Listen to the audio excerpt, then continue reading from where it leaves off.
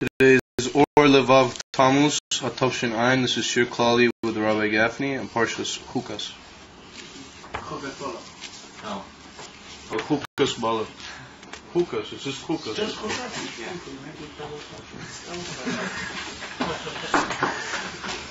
That's what they call a machlokes in Matthias. As you must say, there's no such thing as a machlokes for Matthias. Either it's Matthias, is that way, or it's that way. I'll be doing double parsha. All right, so we're turning in Takim Pasha Chukas. We're turning to chapter Kof Aleph.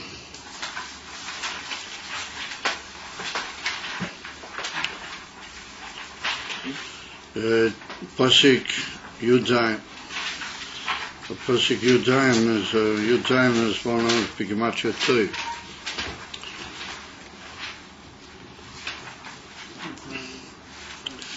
So we see that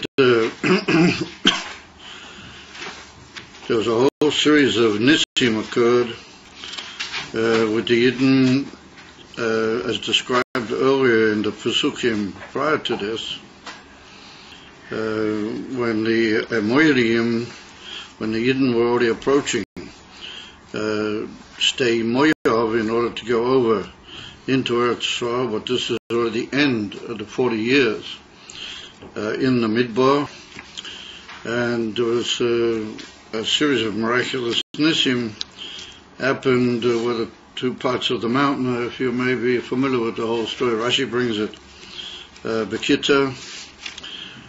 So then it's written that the Ba'er,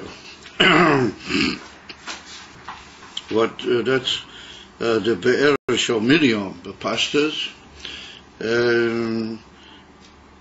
flowed through the valley where all the, what you might call the bones and the remains of the people who had wanted to ambush the Yidden, fell down from the place where the mountains crushed them, and the Be'er brought upwards to higher places, but that itself is a nest, all the remains of the enemy, showing them to the Yidden and informing them and telling them of the tremendous Nisim which had occurred.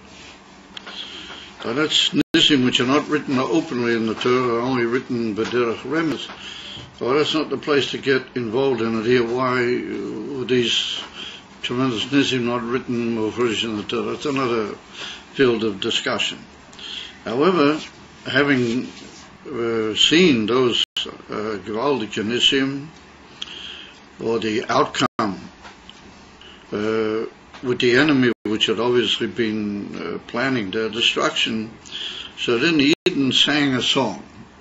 It's the union of Shiras HaBe'er, it's called, and it began with the expression Oz Yoshir Yisrael Es Ashira Hazeh, that all the Yidden together as a people, all of them sang this thanksgiving song to the Eibishter for all the Nisim which had happened.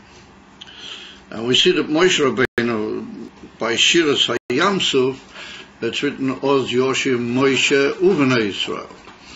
And we had a whole view in our Maimah, in those who learn. Not many people learn this, but we do have a Shir in Eter, whatever there the Rebbe Rashab is Mavaya, where it's written Oz Yoshim Moshe Uvnei Yisrael. There are two, as it were, Madregas in the Indian the Shira. Over here it's only the Yidden.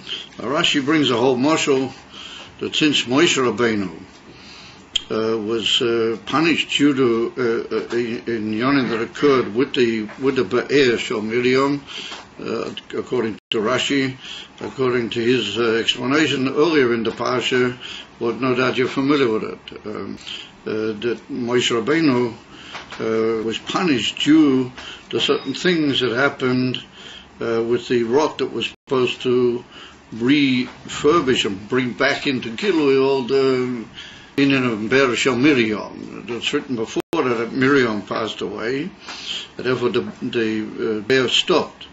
In the course of Moshe Rabbeinu it was given back again, but it wasn't clear which rock and which and how and so on. What's well known, the mystifying explanation of Rashi, in what was the so-called inverted commas hate of Moshe Rabbeinu, but it was connected with the Be'er. Therefore Rashi says that since Moshe Rabbeinu was punished through in connection with the Inyonim of the Be'er, therefore it's not good that his name should be mentioned in reference to the Be'er. And therefore the Abish's name is also not mentioned. As Rashi brings, you're probably familiar, I've been learning the Chiddush, but it depends on the 2 days that were mentioned here. Whether you've actually done these Rashis or whether you haven't. Upon him, the Abish's name is not mentioned, and therefore Moshe Rabbeinu, according to the whole Moshel that Rashi brings in reference to that. So the Yidden, they sang this shir and they said that Ali Be'er, that you should come up, referring to the well, and Nula, that we should literally sing praise to her and answer her literally. Be'er Chafaru Asorim, that the great leaders or the great ministers of the people, they dug originally the well, or they made it possible for it to be miskale, the Be'er, Karua Nedivei Am, Ho'am, but that's also referring to Moshe Rabbeinu and Aaron, B'mechikek, B'mishainoisam, U'midbar Matana. And literally from the desert, this was given to them as a gift. So the question is, what was given to whom as a gift? Matana. And then it says, Umi matana nachliel. And from this gift that they were given, something called nachliel occurred. Umi nachliel bomes. And from nachliel, there occurred a further thing called bomes, which means high places. And then it says, Umi bomes, and from the high places, hagai. What a guy usually means like a valley. They call where there's a gorge in the middle between mountains, that's called a guy. So that from the high places, all of a sudden there's a pitch downwards into a valley or a ravine, or how would you call it, a thing that goes like between them. Asher b'zdei Moyov, and that's in the field of Moyov. Reish HaPisgah, and that's at literally the top of the high mountain. How would you call it? The summit of the high mountain, which is a Pisgah, means a high place or a high hill or a high mountain. Reish HaPisgah means the summit, the high point. V'nishkafo, and it looks over, the high point of the mountain looks over al pnei hayishimain. It glances over and looks, if you stand on the top of the mountain, then you have a view of a place or an area called the Yishimain, which means a bare or barren or, like desertly place, a Yishimain. So I was to show what all those phrases mean. What on earth is it all about? So it comes along Rashi, and Rashi says that that's a continuation of the Shiras HaBe'er. What the Yidden were doing with the Shiras HaBe'er, they were showing how the Be'er revealed them this tremendous ness which had occurred with the Amorites, and it goes on the Shir to describe different aspects of the Be'er Shel Miriam and the way it functioned and the way it was connected with Nisim, and it was given to them Davki in the Midbar, not in a place of Yishuv, but Davki in a place where you don't find water. That's where they were given the Be'er. So according to Rashi, all those expressions all refer to different aspects about the greatness of the well of Miriam and its effect.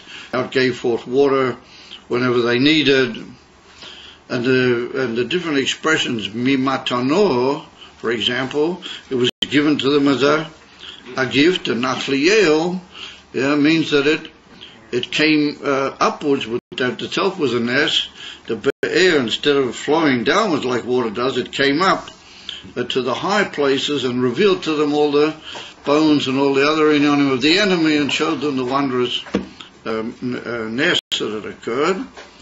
And then umibamois hagai, and then it went back down into the valley.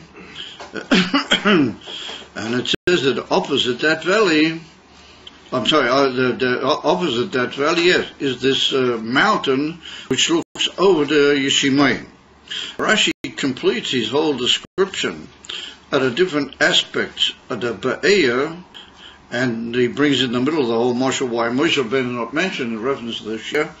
Rashi brings an amazing thing, B'Shem the Medrash Tanchuma, that if you stand on the top of this Pisgah, which looks over the Yamashel to Tiberia, that's where the bear eventually went to, and you look over, then you can see a sort of patch in the middle of the Yamashel Tiberia, and you can see the bear shell Miriam. As I said, Rashi, you look over into the sea, and you can see like a big, sieving, kabora means like a sieve. You can see it like a shape of a thing that filters, like a big shape in the water, and that is the beer shell Miriam. As they bring Rashi. Nowadays? Yeah. Rashi just says if you stand on the top of the mountain, then you can see it. And that's what it means. Nishkefu al pnei ha'yishimayim. You're looking over the sort of the beach and the waters, and it's just poshet and what you might call almost naked water, nothing particular to see. But if you look carefully, then you can see the Bereshel Miriam hidden inside the Yamashel Tiberia, and that's where the bear eventually went, and it went up, and then it came down again, and it went down eventually, because we're talking now right where the Yidden are about to go into Eretz Yisrael. This is right at the end of the whole traveling in the Midbar. So the bear went into the Yamashel Tiberia. That's what Rashi would apparently learn, and that's where it is until this day. It's inside the Yamashel Tiberia, and you can see it if you stand on this mountain looking over the Yamashel Tiberia. Zot Rashi b'Shem HaMedrash Tanchuma. And if anybody's familiar with the famous story, Yes. There's the famous story brought in the Kisvei Arizal. It's brought down that Rabbeinu Chaim Vital, when he first met the Arizal in Eretz Yisrael, he said that he wants to learn, all the Chokmas HaKabbalah, and he wants to try and, match the great knowledge of his teacher. But how's he going to? So the Arizal said to him that he should go down into that part of, and he took a little boat, and he went out into the water. I think it's even mashma that the Arizal went with him. And he said, where are we going, Rabbi? And he said, well, we're going to Bereshel Miriam.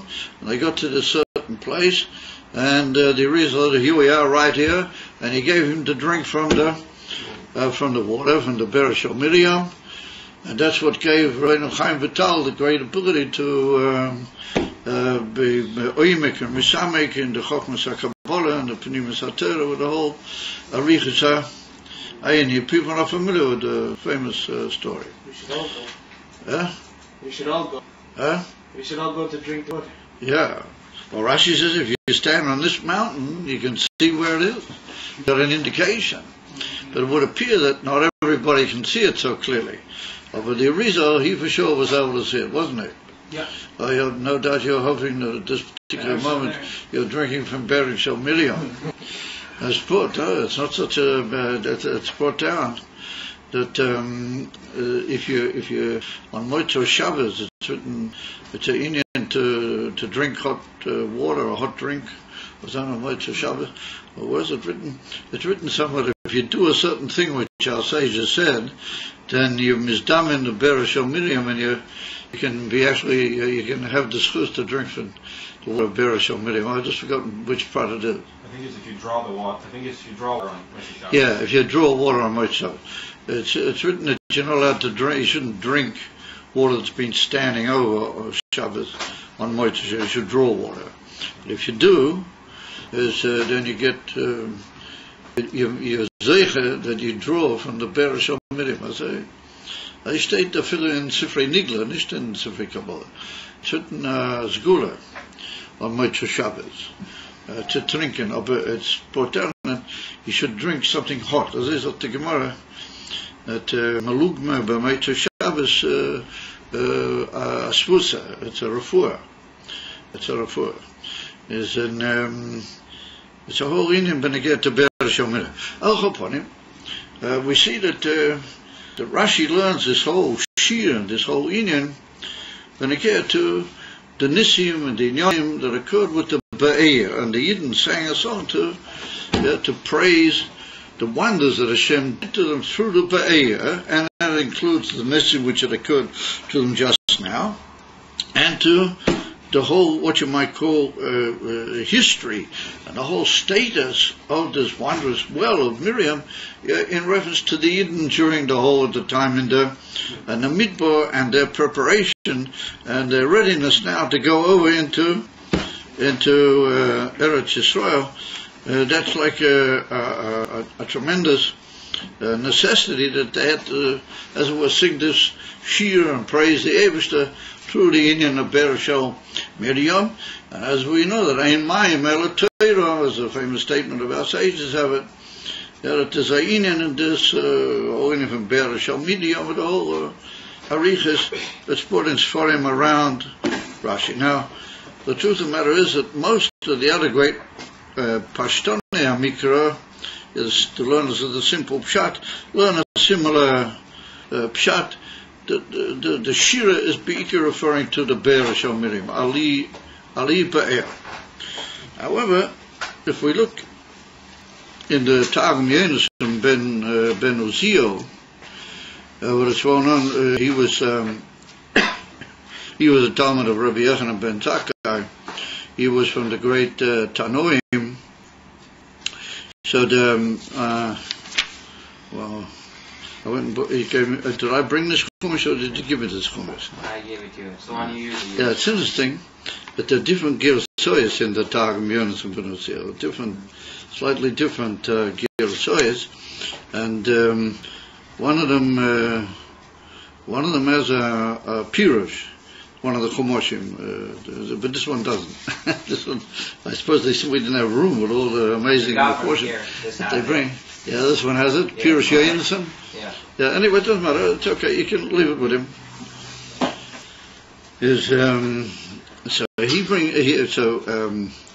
Right towards the end of the Shia, the Targum Yonason ben Uzziel says that the going up onto the high place, and then the going from the high place down into the valley, into the deep valley, and it was hidden over there, like Rashi learns that it was hidden in the Yama Shel Tiberia. Then he goes on to say, similar, Kol Kavel Beis Yishimain Metul Pisgomei Oiraisa. And he says that this is similar to the Indian of the Beis HaYishimain, what we said that was like a bare place and a deserted place. He says that is compared to the Pisgomei Oiraisa, to the words of Torah. And there's another girsa what the Pirush Yonason brings, that it appears that he uses an expression which indicates bittul Torah, because he writes over there, Metoil betile or bitule Pisgomei Oiraisa, if you want even bittul Torah. However, from the Pirush Yonason over there, it would appear that he doesn't learn that it means bittul Torah, but it would appear that he learns that the word bittul is referring to you. In other words, that you've got to be, as it were, you've got to give everything away for the sake of Torah. You could be cancelled out, and he could botil, and that's very close to the Chabadske concept of the word bittul, meaning self-nullification. I see you guys are already well trained in some of the translating profession. You should realize I got that from one of our very old Talmudim. He was in the yeshiva in the same time as one of the people who was at the chasana last night. I introduced you to him. It wasn't him, but a friend of his that was in the yeshiva at the same time. He translated bittul. I always used to say, self-effacement, cancellation of the self. I had all sorts of different ways of saying it. All of a sudden he put up his hand one day and he said, Rabbi, bittul means self-nullification. This fellow, not him, but his friend. So ever since then, that's been the official translation. To me, before bittul means self-nullification, doesn't it? And so you have to have this union of bittul and giving of the self away in order to come to pishgome oiraisa. So it would seem that the Targum throws in for a moment that there's some connection with the Be'er after all the descriptions of the movements of the Be'er and how it happened and how it revealed all the Nisim, that there's some in that compared to Pishgome Eraisa, the words and Divrei Torah. The union from Torah seems somehow or another to fit in with the whole union of the Be'er. So when we look in the Pirush of the Balei HaTesis, what's going on is a thing called the Das HaKeinim, and that's when the Balei HaTesis is like a likud from different things that the Balei HaTesis said about psukim in the Torah. He brings a whole inyan, Mibomois, Haggai, and so on. He brings a whole inyan that there's a Gemara in Masechta Eruvin, which we'll soon take a glance at. And he said over there, the Gemara compares the whole inyan of the Be'er, and particularly the last few psukim in reference to the Be'er, to the inyan of learning Torah, and the inyan of how Adam should learn Torah in such a way that the Torah will remain with him. But we see that it's very easy to learn things, and then you sort of, you forget them. A few days later you can't really sort of be sure whether that's how it was or whether that's how it was. Or a couple of years later. Yeah. And also, one feels a Yisodus b'shas ma'aser when you're learning in Torah. And then later on, sort of, Olam kimin hogei noiheg, as the Rambam brings it. The Gemara is lost in the Gemara. Olam kimin hogei noiheg.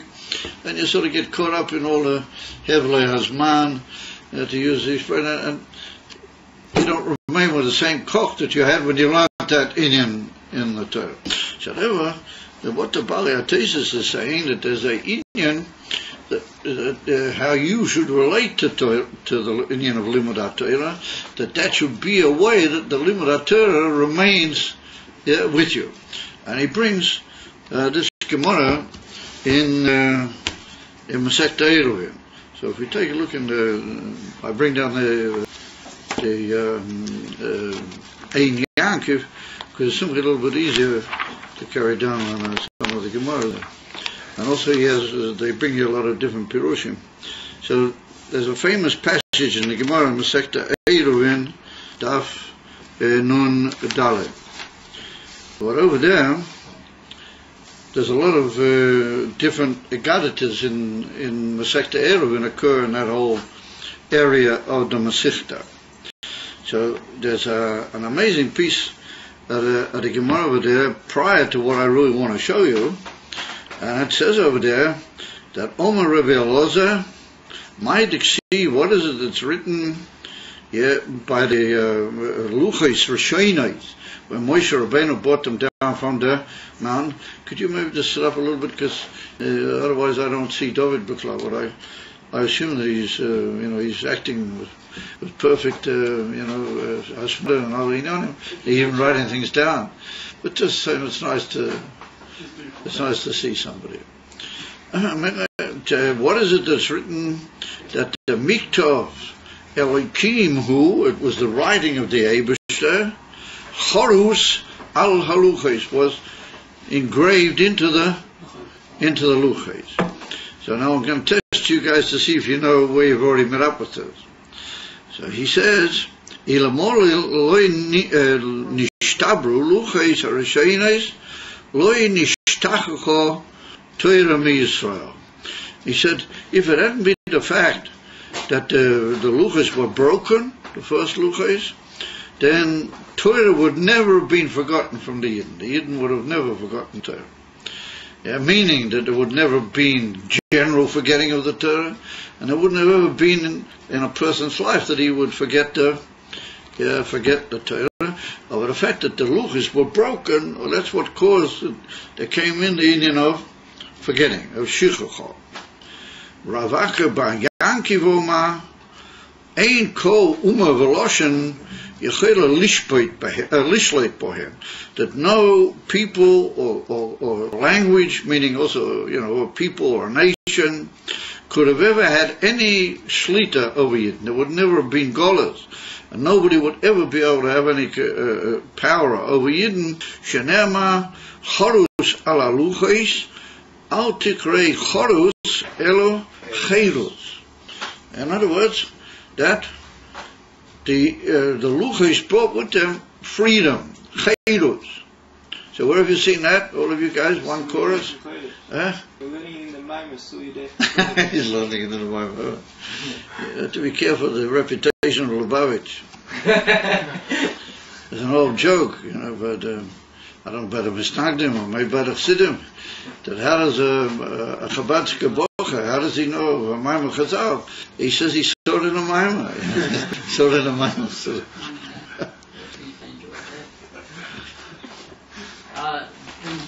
Did they learn that out from Mayam Layez or something like that? It says that they were free from the Malach HaMavos. Yours.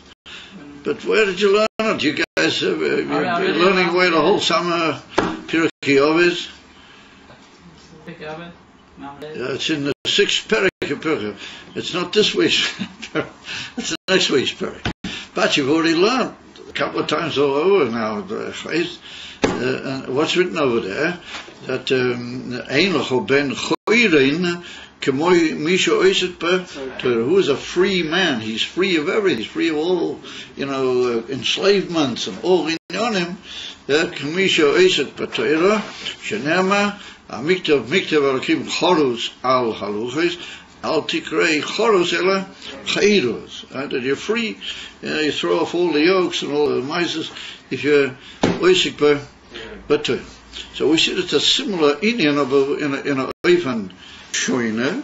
However, the first statement says that the fact that it doesn't touch al tikrei choros ela chayros. It just says the very fact that the miktav elakim was choros on the luchos. Then, had the luchos not been broken, there would never be forgetting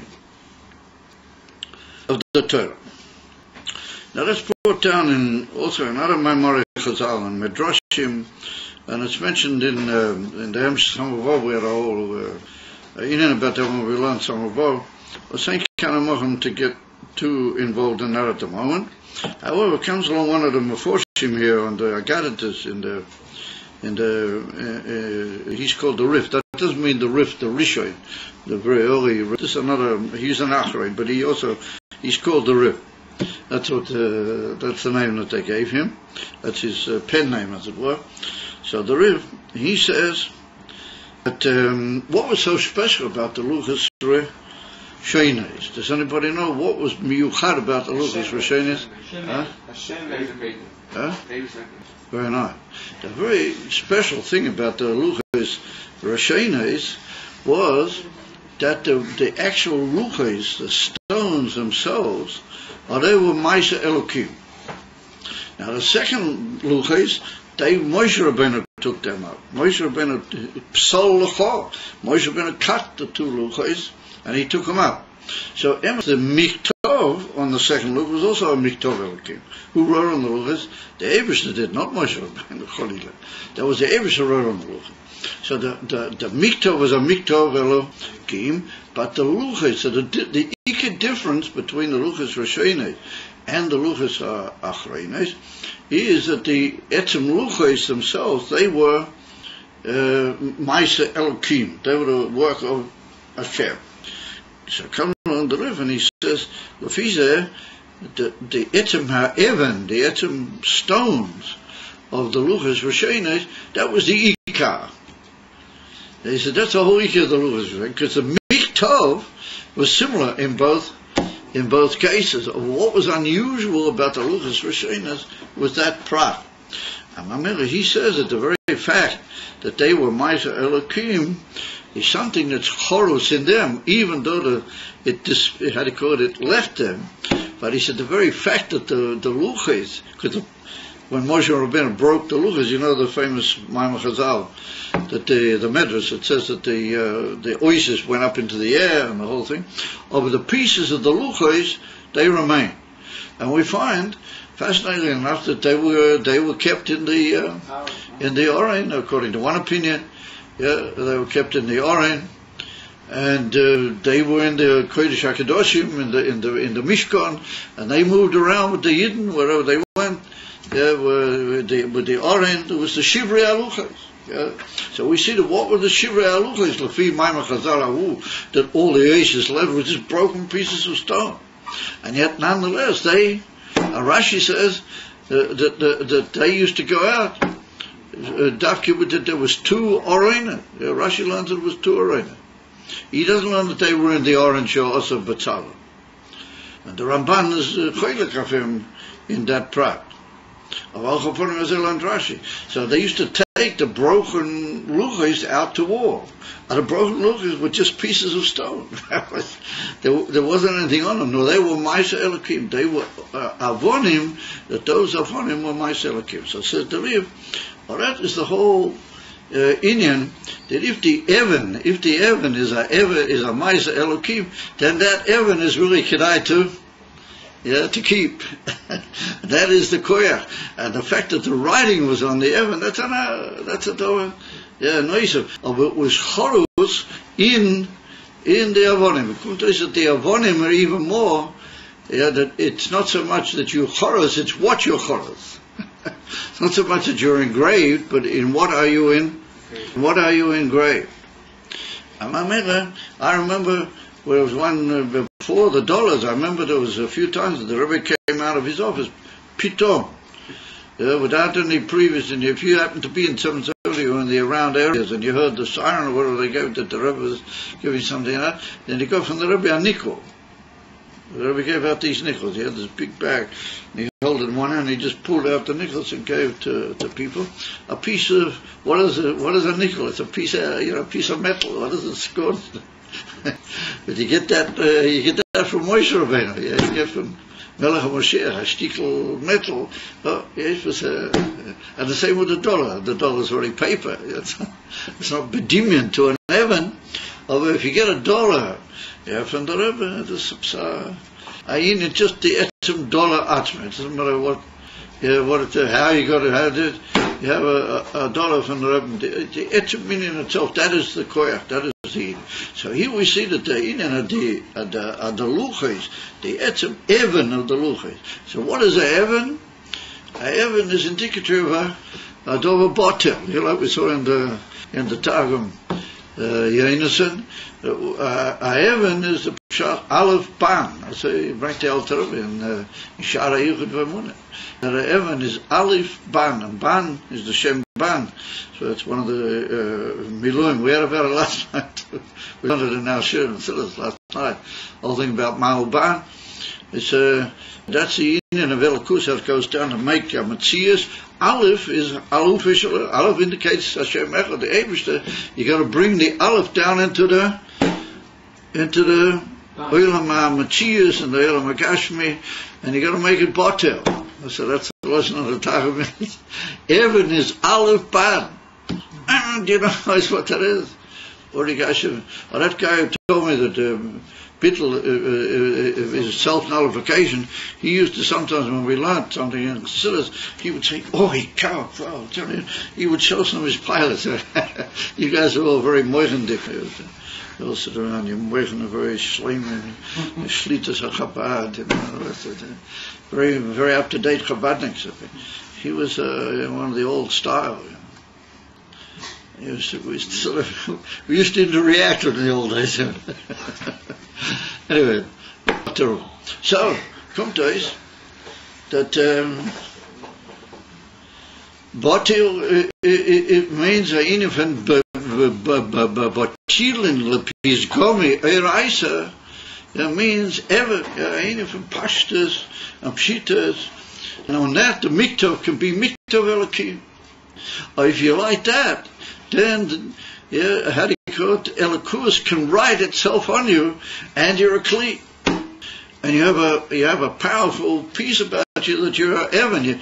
You can take a knock with a hammer, and you come back for more. In other words, that you're a Evan of a Cholos Alecha. And your batil, lepis gomi, whatever is written on you, that's what you'll do. But it's got to be written by the Eivishter, v'yaminu b'Hashem, v'Moshe Avdei. If it's written by the Rebbe, it's very good. Not just echt good, it's very good. That's the union of these Chassidim, that they, all the generations, they didn't know any tricks. The Rebbe just said, the world didn't like it very much. The world will love it. The world will really like it. All you got to do is just say it right.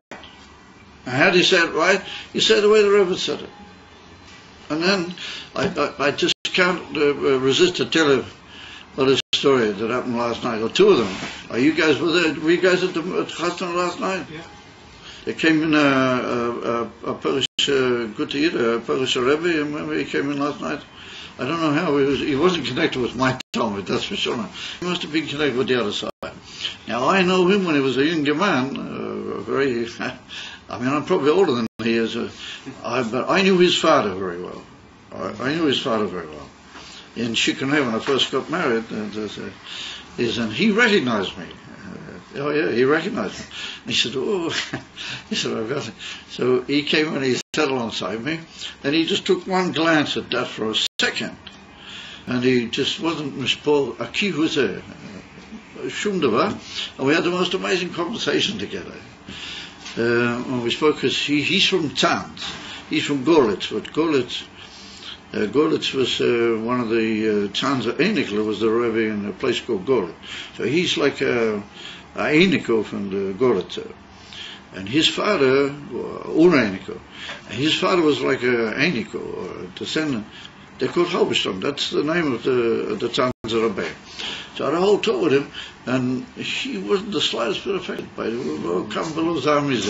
And on the contrary, he called over one of his Mishamshim that had come with him, and he introduced him to me, and he said, you realize, he said, kocht sich in the Werte von der Rebbe the ganze Zeit. He's all the time learning the words of the Rebbe. So I thought, what Rebbe does he mean? Maybe he means the Tzanzer Rebbe. So I didn't know who he was referring to a minute. And all of a sudden I saw in his hand, and in the other, and this fellow that was accompanying him, in his hand was a little sefer of Chidushim of the Rebbe. It was something to do with Teres Menachem or something. I don't think what sefer it was, but it was something to do with the Rebbe. Maybe they just bought it in the little store over there or something. I don't know how they got hold of it. But he was holding one, this Admor, and so was this Meshamish of his. So he said, he said he's all the time learning the words of the Rebbe. So I thought for a moment, the other Rebbe said, that's very good. I didn't quite know what I was saying, because I didn't know. And then afterwards, when he pointed at the sefer, he said, cocked it the whole time. All of a sudden I put two together. He meant the Rebbe. And he didn't say the Lubavitcher Rebbe. He didn't say your Rebbe. You understand? He just said cocked it the whole time in the words of the Rebbe. Now what's that? And he was talking to me like the old days. I'm a lot older than him, not just a bit. I'm a lot. Because I knew his father very well. It's Oliver Sholem. He bottled Hulachim Tevim. And we had this whole thing. He just took one glance at it, and he didn't have the slightest pilotishness there. And we just sat and talked like the old days. It was really remarkable. So what do you see if you say over things in the right way? Even more now, the other night, you mustn't tell anybody in my family, I went to a place in Bnei Brak, I bought quite a couple of bags of sport for him. I shouldn't have done that. But I bought it with my credit card. I'm not supposed to do that. That's why I bought it with my credit card. So but they'll find out. Don't worry, because there comes this monthly thing that you get from your credit card, and I'm not allowed to open that. Only my wife opens it. So she's gonna find out. But anyway, for the time being, she doesn't know. Anyway, whatever. So I was standing over there in this place where I got this for him. I'm standing there, and all of a sudden there was a guy talking with the fellow that was selling this for him, and he was saying to him something about that it's no raya that I'm standing here. If I walk to the door, then that's no proof that I'm standing here, that I'm going to be able to walk to the door. Much because there, So I sort of paid attention. And he was trying to be mazbeh him that a machadish b'tuvi b'chol yom tomid ma'aser bereishis, that you get every moment kilo a Polish guy. He was talking to this bookseller. All of a sudden he sees me and he turned to me, and I guess he must have, he saw the flight. He must have wanted some sort of a support from me, and he said, "He's so good." He asked me in Yiddish if he's saying good. I said, "Oh yes." I said, "You're saying wonderfully."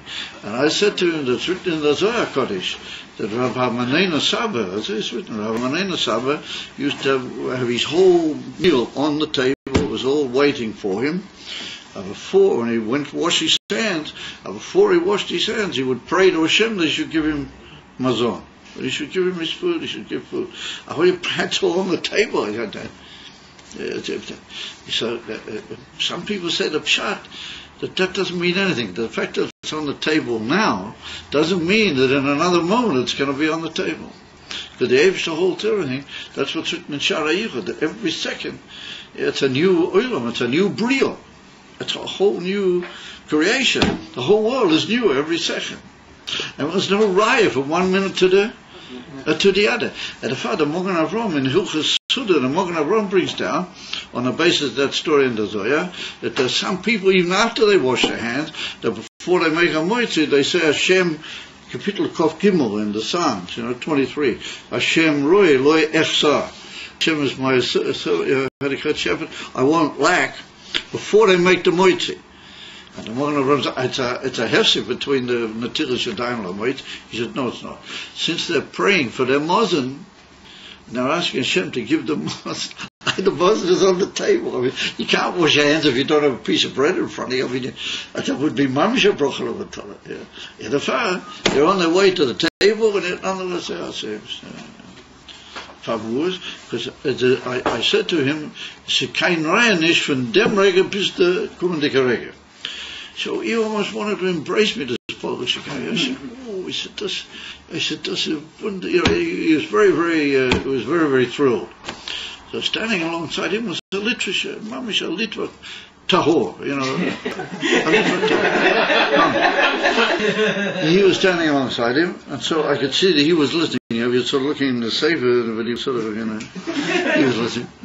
So anyway, I make the whole cheshbon, it was too much and everything, and it was a bit heavy. I couldn't carry this for him. And so they'd ordered a taxi for me. So all of a sudden this literature guy comes over, and he was standing the whole time opposite the flag. He was standing the whole time right opposite me like that. He was standing. And he came over to me and he said, "Can I help you out to the taxi?" That's what he said. He said, "Can I help you out to the taxi?" I said, "I'd be very grateful. I really appreciate that." So he walked out with me, calling some of the band. He walked out, and the taxi was on the other side of the street. And he sort of made the taxi like that he should come around here. He should come around this side, So the taxi made the whole thing. I came around, and I thanked him very warmly. And I said, "Moshiach Achshav." I said to him. So he sort of smiled and he said, "Oh man." So, he couldn't have possibly not seen the Moshiach flag. He was standing right over me the whole time. There's something that when you just give over the words of the Rebbe and just obey, people are okay with it. And the amazing thing, when I got the taxi driver, you guys said this is not going to finish. When the taxi driver that drove me home, he had a kippah on. When I got out of the car, he said, Chabadske. And I said, well, I try to be. So he said, I was once by Fabringen from the river. That's what he said to me. And he told me a whole miser how he heard this Fabringen from the river. He went to visit a brother-in-law of his for Shabbos in Crown Heights. And it was a long, long Shabbos, So I said, listen, why should we just sit around? Let's go over and hear his fathers, from the Lubavitcher Rebbe. And he said he couldn't believe it. He just couldn't believe it. He said the Rebbe, for so many hours, just spoke to him. And then he got up and walked out like a leopard, He said he just couldn't understand it. And I said, what year was that? So he said, playing. So I made a cheshbon that was probably just before the Rebbe's 80th birthday. Just around about that time. So he said, a man of that age, after talking, they should actually help him out, give him a Rebbe stick to walk with or something, So, what are they doing this guys, the Rebbe went out. Well, that's it for Chayrus. That's the Chayrus. And those are the Evan. And the Rebbe was just an Evan from the Friedricher Rebbe. He was an Evan Bilvad, that's what he said the whole time. And that was the biggest Evan. Evan Ma'aso Habaynim, Hoyasol Roish Pina, that's what we say in hell. The Evan is going to be the top of the building. But that's the name for Moshe. Amen. Come to Islafise. But the Gemara has told us an amazing principle that if you go with Emes a beetle, le Pisgome Eraisa, and then you're free. Een van Choros or Luches, it's a andere begin altogether. Comes along Rav Masna. That's a very interesting thing. You can spell Masna even with a aleph or with a hey. And if you spell with a hey, then it looks like Matona. Omer Rav Matona, Rav Masna. Midbar Matona. He's got almost the same name as what he's darshaning. It's very, very interesting. Upon him, he said, Midbar Matona, from Midbar Matona. He said, Im Meishim Odom Atmei Kamidbo Shahakor Doshin Boy Talmude Mishkayim Biyode. So he says, Matona is referring to how do you call it? The Torah. It's referring to the Torah. And what's the type midbar? Midbar matona. That if you act like a midbar and you just put yourself mamish as a midbar, then your Torah will last with you. V'im lav ein talmudim mishkayim biyodeh. So comes along Rashi over here. Rashi says, what do you mean by being like a midbar? It's mamish amazing. So Rashi says that means lilmoid ulamoid la'acherim. That you learn and you also you give away your time. And the same Gemara occurs in the Dorim. And over there there's a run. There's a run on Dorim. We tend to learn the run more because we're not sure about Rashi over there, what it should be Rashi. There's a whole bit of a suffix over there when I get to what the Pirush Rashi of Nadori. And therefore the Ran wrote a whole Pirush on Nadori. So over there the Ran says that a midbar is the idea of hefker, like it's open to everybody. He said, if you are open to everybody, you give away your time for other people. Amazing. That's how he learns what it means to be like a desert. So, the simple touch is that, you're butter once again. You just hold yourself to be like the offer, of the desert. Or you don't look for any luxuries or all those, whatever, right? Yeah, so the great Rishonim and Medactic not only means that, but it means you got time to teach somebody else. Amen. You get deal. Auch upon him. So he said, called Doshim boy, Talmudim Mishkayim. And then the Gemara tells a whole story, which I can't go into that now. Anyway, comes along the Gemara, it says, Mimidba matana, umimatana nachliel. Would you go from this Midbar you go to Matana, and from Matana you go to Nachliel. So he says that Matana is the Torah, like we just learned, and he says Matana Nachliel, that Nachliel means Nochal Kel. Nochal Kel. So two ways you can learn that. Either the person learning Torah, he inherits the Eivishter, or you can say that the Eivishter inherits him. So the two Pirushim occur in the Great Before. One pshat is that Nachliel, but that's the name of a Yishuv, and you guys have been in Nachliel. It's a Yishuv up in the Shomron. It's Nachliel means either that you become a Barabos over the Eivishter, how he's in the Torah, or literally the Eivishter picks you up and he takes you completely into his pocket. You know the famous mass with the Rebbe Rashab? You guys don't listen to the mass. But what's the whole thing that a person asked the Rebbe Rashab several times about his brother who was in the army in the war, and it was a terrible situation. And the Rebbe Rashab said to him, "What do you want? I should put him in my pocket." That's what the Rebbe Rashab said. You've asked me already a few times about him. You want I should put him in my pocket? So he goes a bit taken aback, So he decided that, that meant maybe he shouldn't say anymore. And after that, there happened the most amazing nest with his brother. He got wounded slightly, and they took him by mistake to a big hospital, field hospital. And from the field hospital, he managed to sneak out the back, and he got away, and he fled, which was a very dangerous thing to do. And anyway, he ended up disguising himself, and I don't know what he did, and he ended up coming to Lubavitch, and he eventually came to the Rebbe Rashab, and he fled from the army, and that's what the brother said, that from the moment the Rebbe said, "You want me to take him into my pocket?" that then all the nisim started to occur. Anyway, you guys say we mix this in too many, we can't keep up with the flow. So whatever Nachliel is that the Eivishter takes you for his Nachla. So the Eivishter puts you in his pocket. Then he says,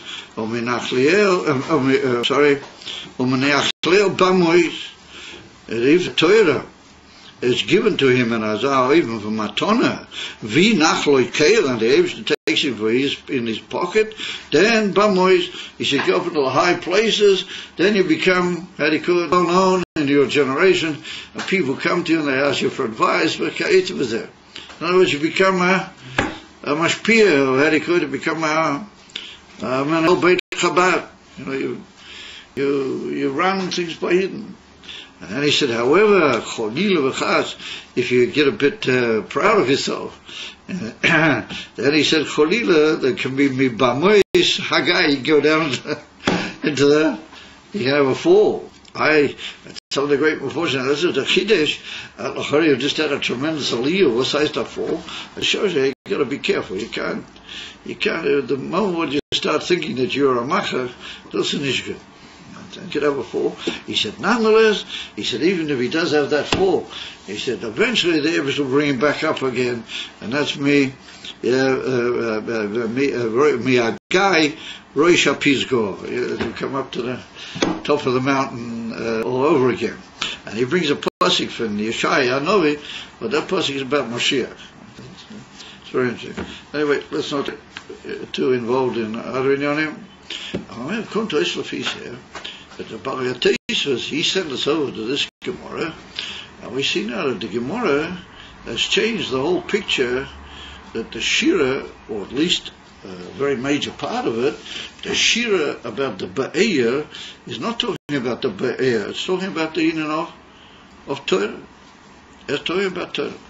But it's talking about how the Odom relates to Torah.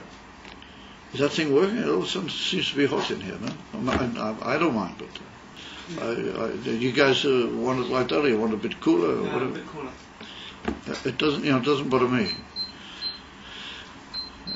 So that I can just feel there's some sort of warmth in here. Maybe I'm wrong.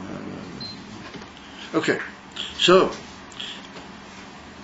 if you look carefully in all that we just told, the Gemara doesn't just talk about the union of Torah per se, but it talks about the relationship of the Odom to Torah, and what way he has to act in order that the Torah should remain with him, and with the whole inyan of Chayrus and with the whole inyan that it should become, he should become a Kli for Torah.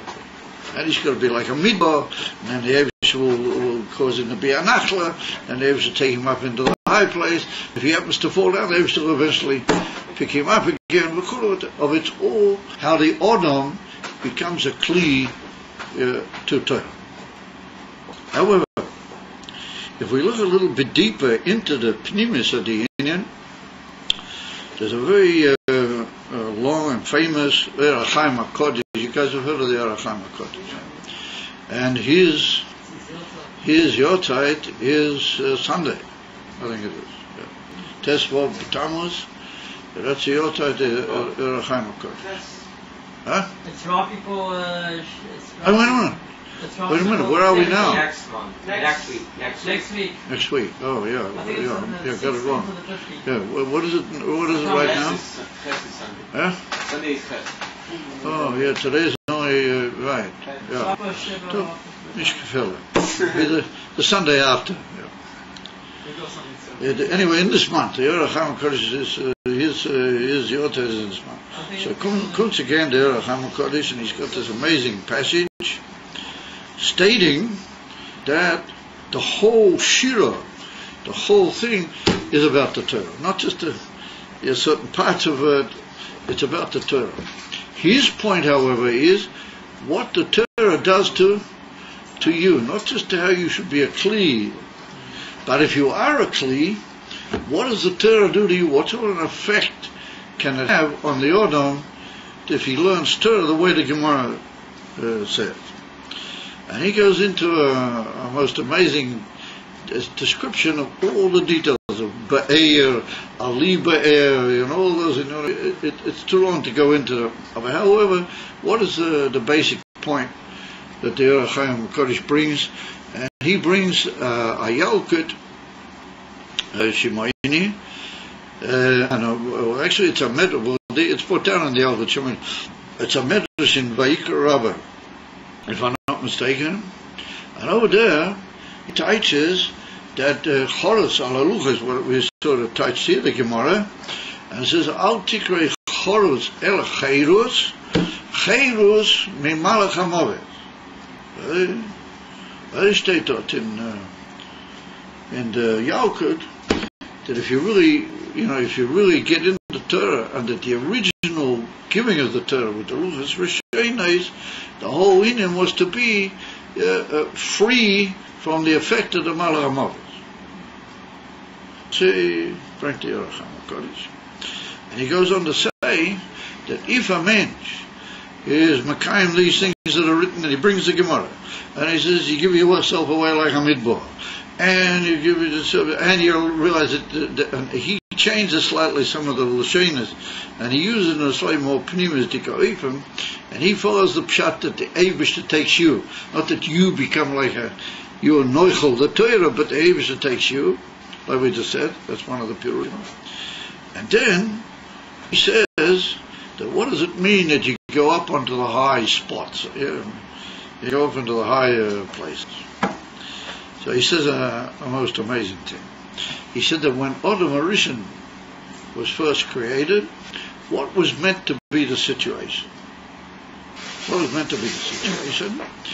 He said that Adam Harishon was meant to be down here in this world, but at the same time, whenever he wanted, he was going to go up into he was able to go up into the higher worlds, into the Elam Elyonim of Mammon. And he said that that's an ideal situation. That you're down here in this world, but whenever you want, you go up into the high world. And he said, why is that ideal? Because no matter what might be all the milas in this world, it's a little bit sort of limiting to be in this world. Or if you get up mamish into the high world, then you get ruchnias and Torah and Elikus in the highest possible way, beliko hafroa klal uklal. And therefore it's very well known that the Baal Shem Tov touched on several occasions that Adam Harishon, he used to move around upstairs in the high worlds from one heichal to the other, and he used to walk walk around. And you know, that's how he eventually came to the Chet, Rachmanin Tlan. It's an amazing thing that the Baal Shem Tov said that once when he was moving from one Hegel to the other, you know what happened? Adam Rishon said, well, that was good. So the Baal Shem Tov said, ooh, that was already the beginning of the Chet Tzedakah. If you already think that, you know, that was a good Kiddush, you know, that wasn't bad. Adam Rishon felt the Maila of his Avodah. That's what's written. He felt the Maila of his own Avodah. That was the beginning of the time. I mean, that's when the Inyanim that we can't really talk about. It's so profound, so mamish it's bullseye. It's just absolutely so unbelievable. However, we see that Adam Rishon used to travel around over after the Chet. Yeah, he wasn't able to do that anymore. He wasn't able to be down here and be in the high world at the same time. It says here, Adam Rishon, he was before Matan Torah. Well, what the Eivishter gave the Torah, and things could go back. For those who really make an effort, things could go back, that you could be down here and yet at the same time true. He said, for worse, he said, because Torah, if you really learn it, Lishma, Chayrus min ha-malacha, that you wash out of yourself through learning Torah with the emes kai, meaning only Lishma, meaning emes, and being devoted and giving away your time to Torah, not goofing around with all sorts of other masses and chasing with Google eyes all the big things in this world and the whole Maisa. He said, if you learn Torah like that, oh, then you go up to a point, and he said you can even come to a level, pink to say with Adam Rishon, that if you want to go up into the high world, then you can, and it doesn't bother your body anymore, because your body is also being very, very elevated. It's come to a very high state, and it's just that the body can't quite take all those in the elements at a far. And he maps out a whole amazing picture. He said, Rachmanin Tlan, there's another possibility. You can just poison your body a little bit with all the Inyanim of the world. He said, then you'll fall down into the valley. What that mean? He said, instead of being in the high place where you're really meant to be, you could go down into the grave. Hashem Yishmor. That's what he said. You have to be buried. What he needs, because it's not so pure. That's all none of Din of birth is like a purification, but the whole thing. And he says, from whom is the Raya? He said, the Raya is from Eliyahu Hanavi. And he said, the most amazing thing about Eliyahu Hanavi was that he went with his body up into the Elohim Shalyan. He just went with his body right up in the Gan Eden, and it's brought down in the Drush Siddhas that he took his goof with him into so there, he doesn't quite want to go that far, but he says another thing, and that's also found in the words of the Eracham HaKodesh. He says that Eliyahu Hanavi took off his ordinary goof, as it were, in inverted commas, and he put on another goof, a goof made out of fire and of ruchnias, but it was a goof. And he said that's the one that he's present in the Olam Hatzaliyim. But if he comes down into this world, which he often does, you know all the stories about Eliyahu Hanavi, and when he comes down, he puts on his old goof. His old goof is waiting for him there, and it's perfect and it's pure, and he just puts on and he comes down into this world. That's the picture that the Chaim Kodesh gives. And what he says is that if you really want, then you can be like Eliyahu Hanavi. As I said, and it's up to you. If you learn Torah like that, then you can be like Eliyahu Hanavi, Dehainu, and he says that Ein Adam Meis, Nishmasei V'Gufoi B'Chaim. It's one of his name was Chaim. He often writes things like that. He says, Melech Moshiach is called Chaim. You know the famous piece in the Eracham HaKodesh Pasha Re'eh? Yeah. He said about himself that he's the Moshiach. He said the Melech Moshiach is called Chaim and das is mir. You don't know. You look it up. It's in the Pasha Reyek. Anyways, so he says Chaim, about the Gufa and the Shoma, and he said it's Kilu B'Yechoilis, if we really were to learn the way it's meant to be, and we were to let the Torah affect us, through these eights which are given in the Gemara, then he said there's nothing to stop everybody being like just going up, and there wouldn't be any need for what he calls over there Tam Misa. You wouldn't have to taste the time of death. So, I mean, that's pretty much of a bomber. So, if we go a little bit further now, and we just move over to the Chabadske. Like this fellow asked me, Chabadske. So we move over to the Chabadske Torah. There's a Maimon from the Rebbe Rashab, Pasha Chukas, Tov Reish Ayin Tes. But it's written over there, Mefurish, that the Rebbe Rashab asked the Kasha, is put down on the Zohar. In this week's Pasha, the Zohar Kodesh asked the Kasha, and it says that it's written, what's it written over there? Adam ki yomus ba'oil. In this week's Pasha, when they get to the tomb of a Tara, if somebody dies in a tent and the tomb is inside the tent, Adam ki yomus ba'oil. So, and the Zohar Kodesh says, from that we see, there's written in the Torah, way before the worlds were created, that a mensch would have to die.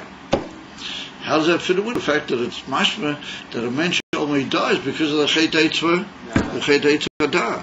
Mashma that if it weren't for the Chet Eitzvah da, he didn't have to die at all. So how do the two get together? That's correct the Zohar Kodesh, as our Kashia. And so the Zohar Kodesh forever, that it depends who you are, it depends what. There's some people who are they have to die, and that was over to certain people that if it weren't for the Chet Eitzvah da, they wouldn't. Beide Sachen. Both things. The Torah says that that's right and that's right. And if I come again to the Rebbe Rashab, he brings that Kashia, and he writes over there, you can look it up, statement for it. But he writes over there in the second part of the Maimon, he writes over there that it's possible to just be oiler, and be gufay, im gufay, le oilam and le madrega acheres. Or not Misa. You should look it up, the Rebbe Rashab. And he brings also a right from Eliyahu Novi, but he said that everything in the Torah means everybody. So since that happened to Eliyahu Novi, it can be shy to everybody, depending on how he learns Torah. Like we said, what does he let the Torah do to him? That if the Torah works on him and purifies his body, the whole matter with the Rebbe Rashab, that they moved his grave, that 12 years after he was buried, the rest of the Tammuz. And he was just exactly the same as when they buried him, over mummy. Except that on the left heel there was a little winny niche in the tachrich, not on the whole body, in the thing that they wrap a fast person in. There was a little winny niche as if something had tried to bite there. On the left heel. So the Chassidim said that meant that obviously a little worm tried his luck and he got electrified. Anyway, whatever. Said Dovah Yadua. I mean, this is Dovah Mefurza. I once heard from Rav Landa that he knew a chassid that had been there. He'd actually seen it. Yeah. So whatever. So if he's there, zot the Rebbe Rashab over there, that the right is for Eliyahu Novi, that everybody can be like that if they want.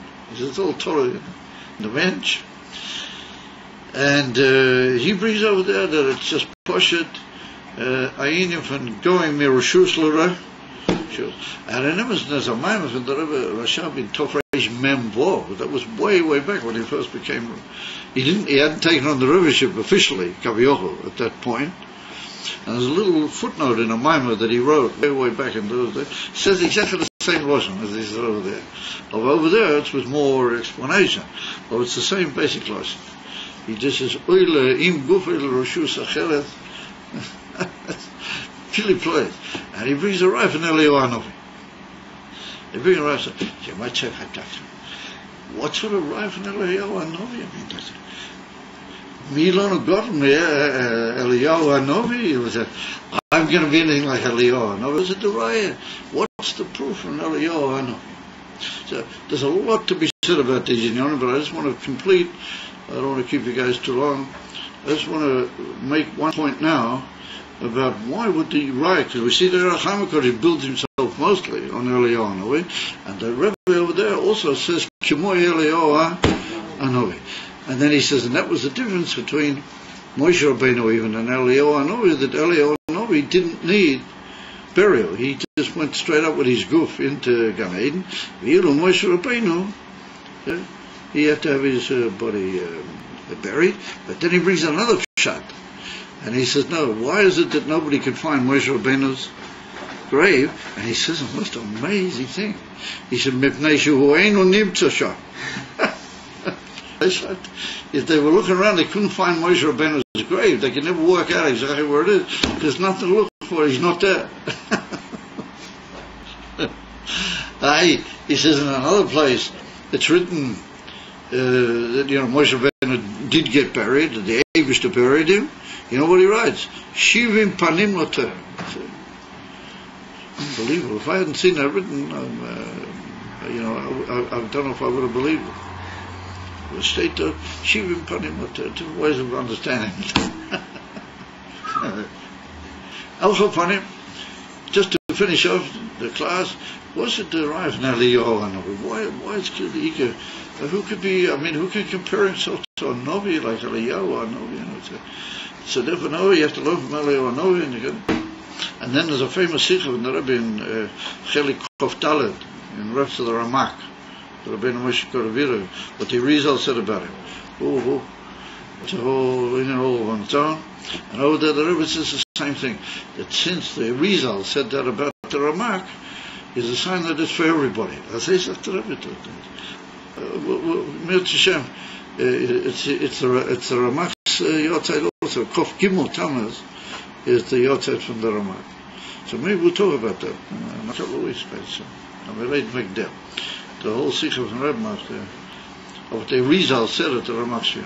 Also, what's the Rav and Eliyahu? So we find that amongst all the Nevi'im, all of them, they all had big problems with this world. People didn't want to hear them. If you look at all the Nevi'im, including Moshe Rabbeinu at the beginning, the Yidden's Lo Yishomu El Moshe Mikoitz Ruach Veidakosha. Only later they began, and every now and then the trouble would start all over again. The Meraglim, and then Moshe with Koyrach, and then Ahin, and all sorts of people found it hard to listen to the Nevi'im. Al-Qapanim, Eliyahu Hanavi had a very tough time. He had a hard time. Everywhere he went, he had opposition. And then there was a king, what was his name? Ochaz, the other guys in Ochaz. He was fighting Eliyahu Hanavi all the time, and he was going here and he was going there. And he hid away. You remember he fled, and then the crows came and they fed him. And, he said, unbelievable.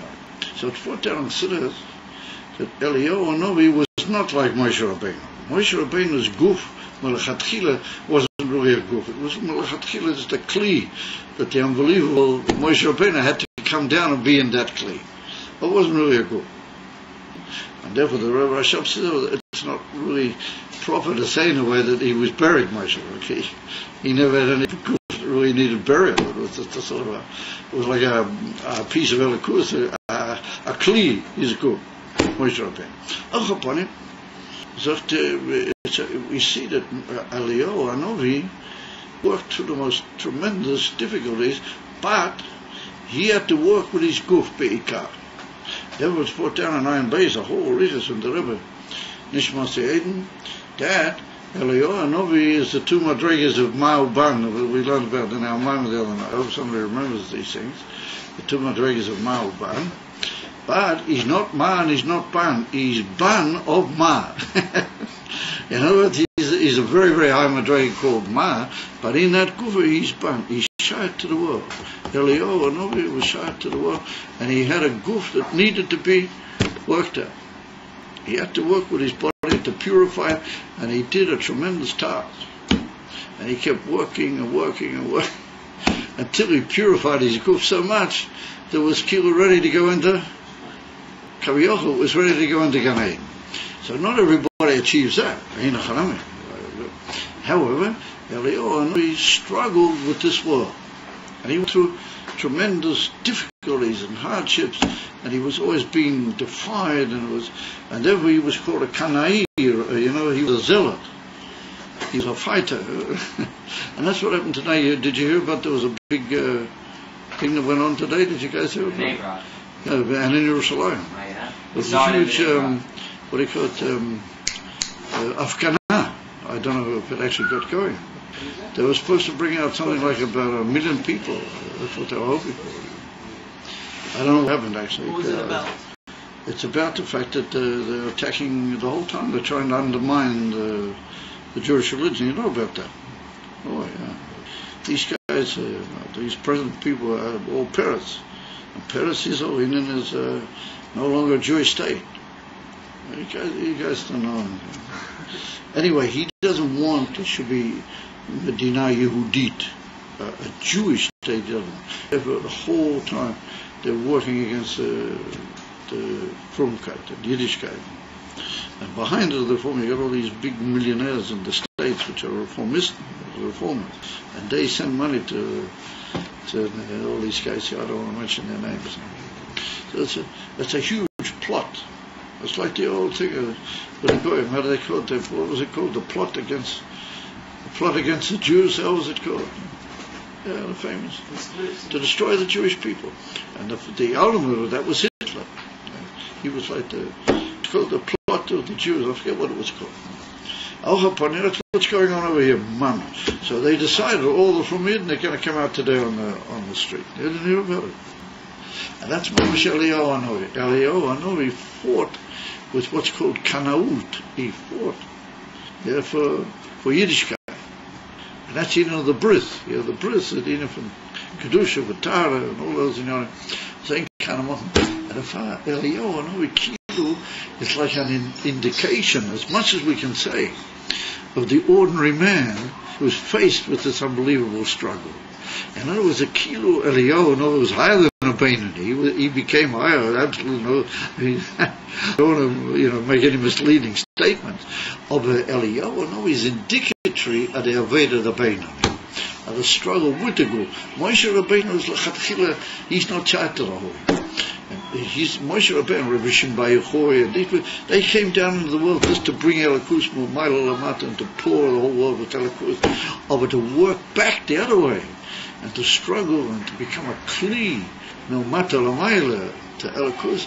That is the ultimate Yisapcha, the Yisoran Ha'oyer Min Hachish. That's the ultimate. That's Eliyahu. That's his whole Aveda. And therefore it's written in Ayin Beis that he was Zeicha Davke in one prat, even L'mayla Mimoshe Rabbeinu, L'mayla Mikulam. That the hard work that Eliyahu Hanavi did, well, that gave him the unbelievable trophy, as you might say, this unbelievable greatness that he was oiler to a certain Gedula, even greater than Kaviyachal, than Moshe Rabbeinu. Even though there's reasons why Moshe Rabbeinu didn't need it. Of Alapoyo, we don't find that Moshe Rabbeinu actually did that. And that's the whole Nakuda.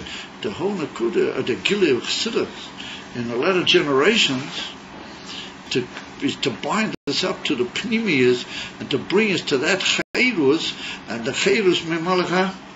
And if you'll find all the great Talmidei Amagid and all of them, they all had different ways of trying to get that across. But that's what they were trying to get across. They were trying to get across it. Now the Pnimius is coming to be the ultimate. And to get to the Pnimius, you've got to be a Kli. You've got to work at it. You've got to work through the group, purify the group. You can hold by that whole matter that the Yerachim HaKodesh brings, that the body and the guf and the neshama can become like one unity. And Chayrus Mimalach HaMoed. And if there's certain people the police, they reach that madriga. And they reach that madriga with pshita, with a pashta, with simplicity, and with, with absolute devotion. Not just for themselves, but for the other people. The Torah does to them, they make sure that the famous story about the boy that he learned in Lubavitch, there was a boy went to learn Lubavitch, he came back through these Lubavitch towns on his way home for Pesach, and he met up with some Elter Yidden, in the Beis HaMedrash, and one of them was, I think the pshat is one of them also learned in Lubavitch, or he learned in Tal Chaitzmim, and he heard everything the guy said, and he said a mime, and he said very nicely. So all of a sudden he said to him, Bocha, he said, we've all heard what's to do is he learned the Torah. You've learned the Torah. He said, now let's hear, what did the Torah do to you?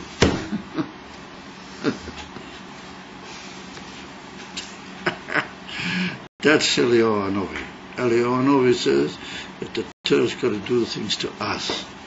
We've got to purify that. Every Indian in Torah has got to make us Indian Eloki. It's got to turn us into a piece of walking Ruchnias and eventually Elikus. That's what the Rebbe says over there. That it's now a Nachlas HaKlal and Chaim Nitzchim. Chaim Nitzchim. It's Nachlas HaKlal. So you look around and one second. Nachlas HaKlal. There was a Levaya the other day in Mokum Pliny. Where's the Nachlas HaKlal? So the answer is that we've got to really want it. We've got to really believe in it. Eliyahu Hanavi believed in it, Mamish, and he went, how do you call it, with Kanoas. And Pinchas, we're coming up to Pinchas and Eliyahu, they joined together and they became the same person. That's also a Pilipur. Because Pinchas also, he didn't make any cheshbon. Nishimaka cheshbon. That's what we've got to realize. Gimel Tammuz, the message of Gimel Tammuz is that something happened, but it didn't happen. And we are to blame. What's a purish? The Rebbe is there's ability something. All these things are shot to the Rebbe, and the Rebbe and Eliyahu Hanavi and everything are all the same Indian. Our problem is that we can't see it because we're still locked up with these little gashmistic oigelach and these little sort of materialistic little eyes that we've got, and we're still thinking about ourselves a little bit. So you should realize that what did the Rebbe want? The Rebbe said, Kabbalah's Pnei Mashiach Tzidkenu. That is what we need. So you mentioned Kabbalah's Pnei Mashiach. Listen, just open up your heart and just say, listen, Rebbe, I let you in. I really don't know exactly what I'm doing, but that's for sure.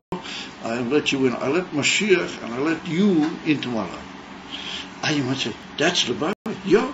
In other words, all the Inyanim, what the Rebbeim gave us, that all of them shaking the Samachor, and then all of them shaking the Friedrich Rebbe, and all the Alter Rebbe, and the Tzemach Tzedek's got thousands of pages. A Chassidus, the Tzemach Tzedek. All of that, what was that poured down for? It was poured down into the world that you should be able to say, yeah, I am prepared to take Mashiach into my life. It took all that koyach to bring that into the world, that an ordinary man should just stand up and say, Rebbe, you said it, I'm prepared to do it. You said Mashiach is coming into our lives, Kabbalah's Pnei Mashiach. Okay, I'm ready. I don't quite know what it exactly is going to do to me or what it means, but I'm ready. I want Mashiach into my life. I'm going to take you and Mashiach, everything. Then all that the Rebbeim gave you will sort of click into one click, and it'll be a new world. Absolutely, in a second. Shema Yibona Beis HaMikdash B'Meir V'Yamina means a second. In 1 second it'll go. And that's the what we're holding by now. And this is the message from Gimel Tammuz. The message from Gimel Tammuz is, B'Kol to everybody, is not to run around making hilulas and, talking about, the greatness of the Rebbe, the Rebbe was unbelievable. The Rebbe doesn't need it. It's like talking about a star and 50,000 galaxies from here over there.